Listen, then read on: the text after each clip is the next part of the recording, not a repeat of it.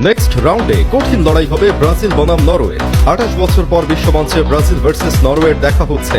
Holland Vinicius এই বিশ্বকাপের দুই টপ পারফর্মারের একজন রাউন্ড 16 থেকে বিদায় নেবে। পাশাপাশি ম্যান সিটির হল্যান্ড আর আর্সেনালের গ্যাব্রিয়েল একে অন্যের দুই চোখের শত্রু। তারা দুইজন মুখোমুখি হতে যাচ্ছেন।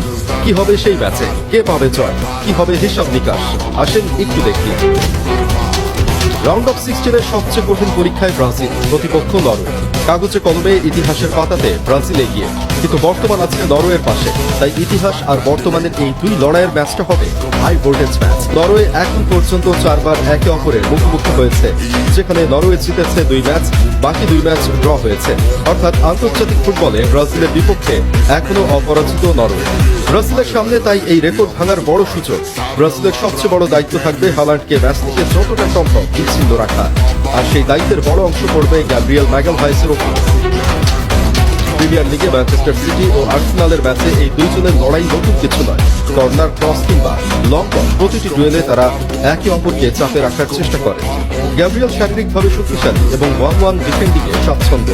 অন্যদিকে হল্যান্ড খুব অল্প জায়গা থেকেও শট নিতে পারে। তাই এই ম্যাচে সবচেয়ে গুরুত্বপূর্ণ ব্যক্তিগত ডুয়েল হতে যাচ্ছে হল্যান্ড বনাম গ্যাব্রিয়েল। ব্রাজিলের আক্রমণের মূল দায়িত্ব থাকবে ভিনিসিয়াস জুনিয়রের ওপর।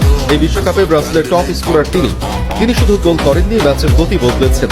নরওয়ে যদি ভিনিকে থামাতে চায়, তাহলে তাদের ডান দিকের ফুল ব্যাক এবং ডিফেন্সিভ মিডফিল্ডারকে একসঙ্গে কাজ করতে হবে। একজনের পক্ষে ভিনিকে পুরো ম্যাচ নিয়ন্ত্রণ করা কঠিন। তবে নরওয়ে নিজেদের পরিকল্পনা থেকে সহজে সরে আসবে না। তারা বল ছাড়া অবস্থায় কম্প্যাক্ট ডিফেন্স ধরে রাখে, মাঝমাঠে জায়গা কম দেয় এবং বল জিতেই দ্রুত উঠে আসে। ব্রাজিল যদি ফুলব্যাকদের বেশি ওপরে তোলে, তাহলে সেই ফাঁকা জায়গায় হল্যান্ডকে লক্ষ্য করে সরাসরি আক্রমণ চালানোর চেষ্টা করবে নরওয়ে। এই ম্যাচে সবচেয়ে বেশি নজর থাকবে দুই সুপারস্টারের উপর, ভিনিসিয়াস জুনিয়র এবং আর্লিং হাল্যান্ড।